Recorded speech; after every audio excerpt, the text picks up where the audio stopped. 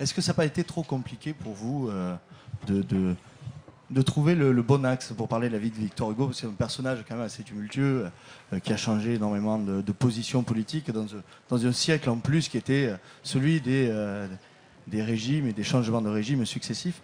Est-ce que ça n'a pas été compliqué pour vous de trouver cet axe, d'essayer de trouver finalement un fil conducteur à toute cette, Ah oui, cette vie? en tout cas c'était l'objectif. Ouais. Et le projet tel que je l'ai reçu, puisque c'est une productrice et un producteur ici élu qui avait déjà travaillé et réfléchi dessus, était effectivement la période de Victor Hugo, concentrée sur la Deuxième République, entre la Révolution de 1848 et le coup d'État de décembre 51, qui est le moment où il change de bord. Donc c'était clairement l'objectif, c'est voir la métamorphose politique de Victor Hugo, qui en 3-4 ans passe du royalisme à la République. D'accord. Voilà, le résultat est sur l'écran. D'ailleurs, on verra la bande-annonce tout à l'heure.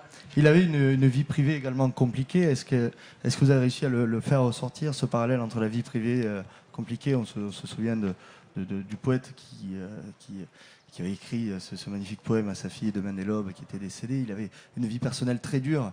Et ça restait quand même un personnage public qui a marqué l'histoire. Comment vous avez réussi également ce parallèle entre la vie privée et la vie publique? Est-ce qu'il est présent dans le court-métrage? Dans la série, excusez-moi. Je me mélange, c'est les précédents. Oui, il est présent, puisque c'est quand même une biographie. Donc c'était découvrir, faire vivre Victor Hugo dans tous ses aspects, dans sa vie complète. C'était pas que un film politique. Et surtout que Victor Hugo, c'est un clan, donc c'est quelqu'un qui embarque tout le monde dans son écriture, ou dans sa vie politique. Donc il crée un journal pour défendre ses opinions, il le fait avec ses fils, etc. Donc c'est pas un homme seul, c'est un homme lié sentimentalement très fort à sa famille, ses maîtresses, et donc il y a une puissance d'action et de sentiments chez lui qui sont indissociables. Yannick, une petite question. Qu'est-ce qu'on ressent quand on se dit je joue Victor Hugo, avec ce qu'il représente pour la société, pour l'histoire de France? Quel est ce sentiment de se dire, voilà, je vais incarner une partie de l'histoire de France? En fait, j'ai essayé justement de ne pas me dire ça, parce que sinon je ne peux pas le jouer. C'est que c'est trop lourd sur les épaules. Donc je me suis vraiment cantonné à cette histoire-là, à ce moment-là, parce que c'est pas un biopic où on va raconter toute sa vie, mais on le prend vraiment sur une période. Et donc c'est essayer de raconter au maximum ce que l'homme Victor Hugo a vécu, et non pas la légende ou le mythe littéraire. Voilà. Donc voilà, je voulais me dégager de ça, et ça m'a plutôt aidé, quoi, de ne pas y penser. On va peut-être avoir la bande-annonce dans quelques instants. Citoyens, citoyennes, je suis le député Alphonse de Lamartine. Moi aussi, je suis pour la République. Mais on ne change pas de régime par la force, sous peine de faire sombrer le pays entier dans la guerre civile. Commençons par faire la paix, citoyens. Il faut étancher le sang qui coule. Il faut suspendre ce malentendu terrible qui existe entre les différentes classes de citoyens et qui nous empêche de nous reconnaître comme un seul peuple. Laurent Cavalier, quelques questions, parce que vous êtes un habitué de la fiction historique finalement, parce que vous aviez produit Un village français. Oui, c'est ça. Oui. Un fil conducteur, finalement, une passion que vous avez pour la fiction historique, Un village français, Victor Hugo, un ami d'État. Oui, alors moi je ne suis pas producteur. Je suis directeur de production, je suis producteur exécutif, mais je ne suis pas un vrai producteur comme l'est Luc. Mais c'est vrai que le cinéma, la télé, c'est l'époque aussi. Moi j'aime beaucoup faire des films d'époque, c'est tellement plus intéressant, tellement plus passionnant. Le cinéma, c'est ça pour moi, beaucoup plus. Voilà.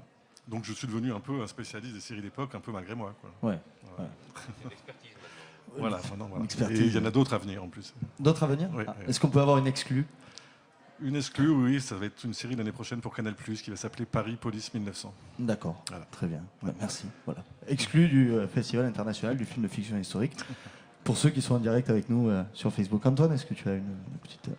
question. Écoute, là, j'ai rien à dire. Je suis passionné par. Si, je vais quand même lui poser une question. Est-ce que ça a été facile de rester, de garder le personnage donc de Victor Hugo, et quand vous arrêtez de tourner, est-ce que c'est pas trop dur de jouer un personnage historique et après le soir de décrocher ou après le tournage?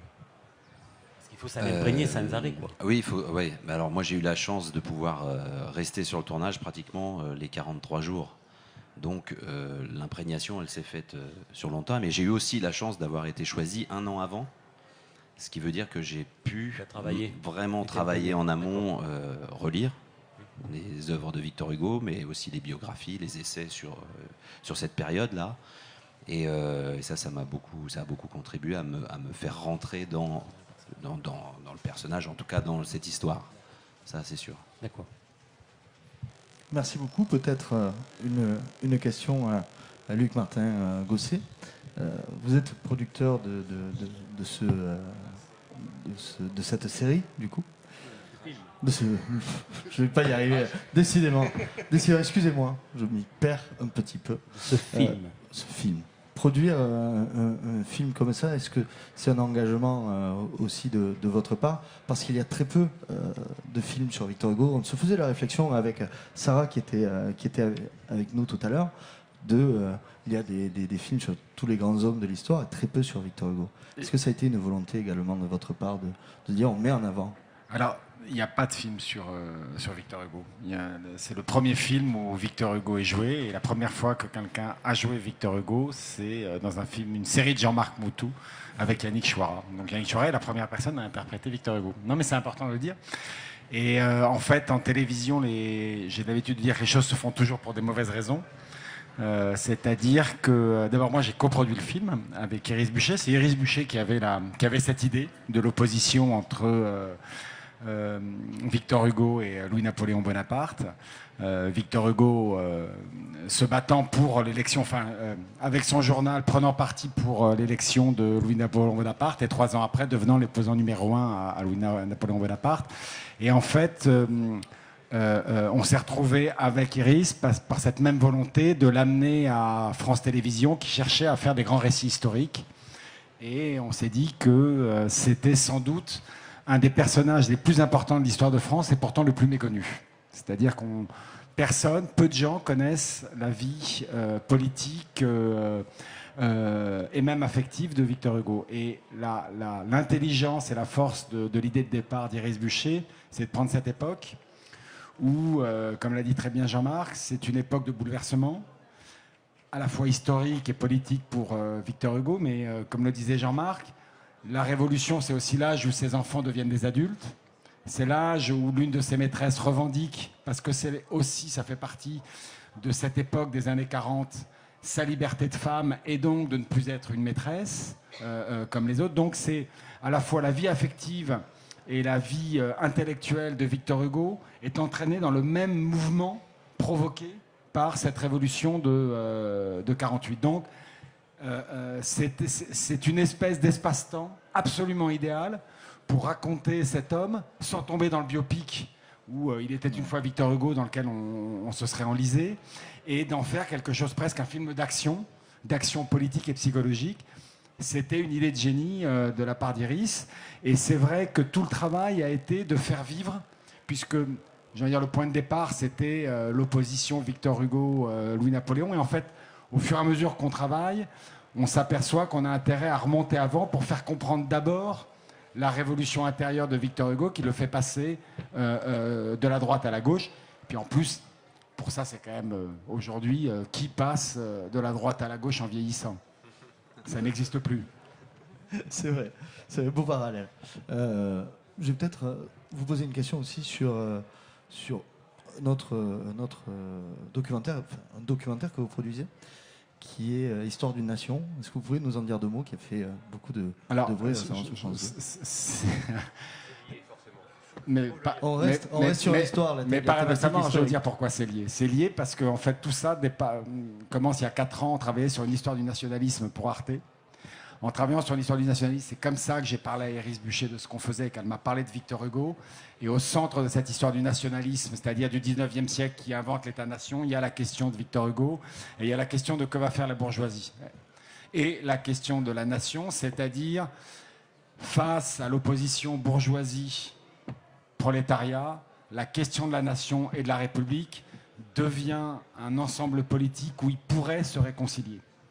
La révolution de février, c'est tout d'un coup entraîné par le mouvement ouvrier l'impression que la question de la République va résoudre l'opposition profonde entre bourgeoisie et monde prolétaire. Et Victor Hugo, au départ, se dit que l'égalité des droits suffira. Et s'il ne comprend pas bien cette révolution-là, c'est qu'il pense qu'il ne comprend pas le désir d'égalité sociale. Et c'est les 4 ans qu'on raconte, c'est comment il passe de la compréhension de l'égalité. La République, c'est l'égalité politique, mais c'est aussi l'égalité sociale.